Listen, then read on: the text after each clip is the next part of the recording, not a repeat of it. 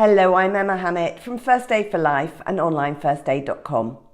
And today I'm going to talk about electrocution, how to help somebody if they have suffered a serious electric shock, and how to help somebody if they have been electrocuted or you suspect they have.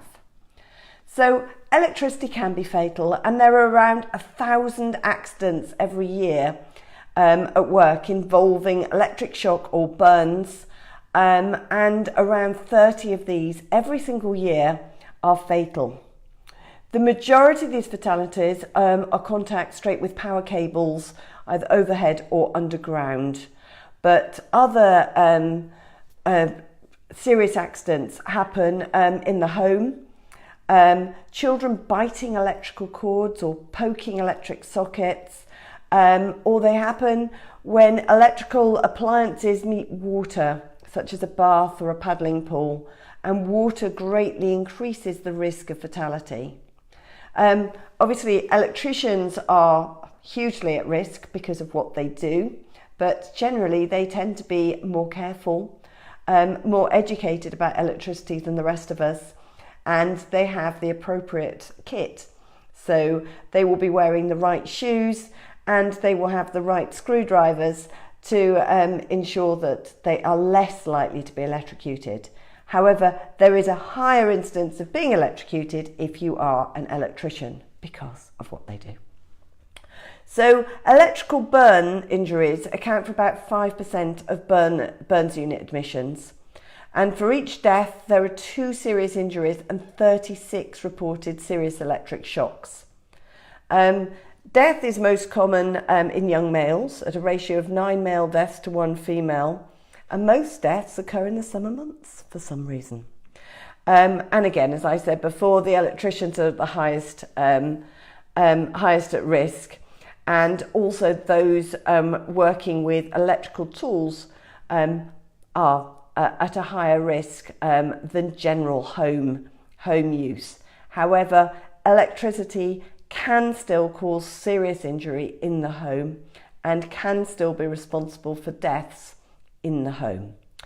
So high voltage danger is obviously extremely dangerous, and electricity can jump a huge distance. So if you see somebody underneath a pylon, please don't go and approach them.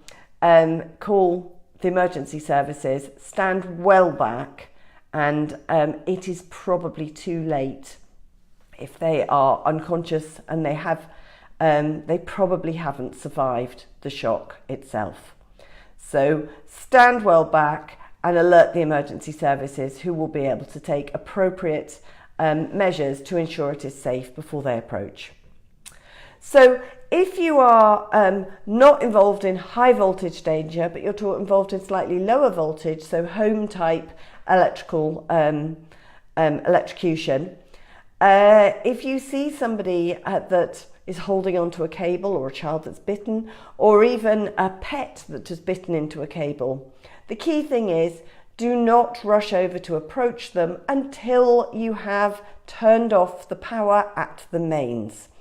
Don't try and turn off the power at the electric socket, because that electric socket might be damaged by what's happened, or could be faulty, which has allowed it to happen, and in touching it you might electrocute yourself. So turn off the power at the mains. Ensure you know where your main supply is, wherever you are, be it in your home or where you are working, and make sure you know exactly how to get to it and how to switch it off. Once you have switched it off, your casualty is safe to touch. So please don't be tempted to touch them before, because if they are holding onto a wire and they've gone into spasm and they can't let go, and you go and touch them, it's possible your hands will spasm as well and you can't let go as you're electrocuted. Then there's now 2 casualties and no one to get help. So make sure it is safe before you touch them. So stop that current. If you can't stop the current, people talk about pushing away with a wooden broom or something, but much better to know where your main supply is and turn it off. If the person is unconscious and not breathing, start CPR and get the emergency services on the way. If they're unconscious and they're breathing, put them in the recovery position. If they are breathing and they are conscious, then do not be distracted by any obvious burns, because those burns may well be less serious than any damage that might have incurred to their heart as the current goes through them.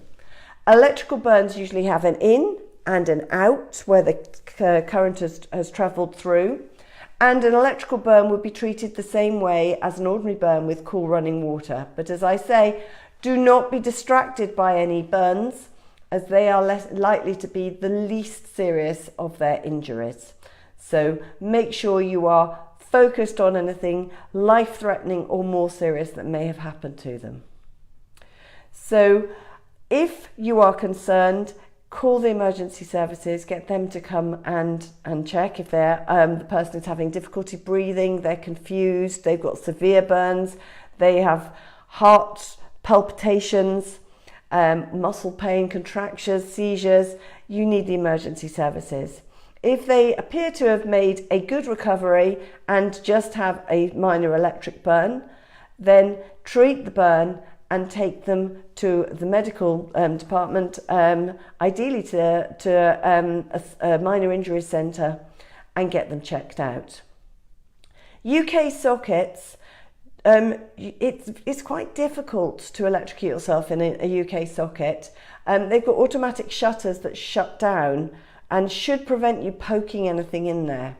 It is still possible, but they are much safer than they used to be. Sometimes putting socket safety covers on, it can damage that mechanism and conversely make them unsafe when previously they were safer, if that makes sense. So if you are looking for socket protectors, make sure you are buying a recognised make with a decent safety mark, because otherwise you could be making a problem that is a small problem a whole lot worse in instigating your safety measures. So make sure that you are handling these things carefully, and also be very careful of extension cables and that sort of thing. It tends to be more likely that it's wires that have become frayed and damaged that cause the issue in the electrocution in the first place.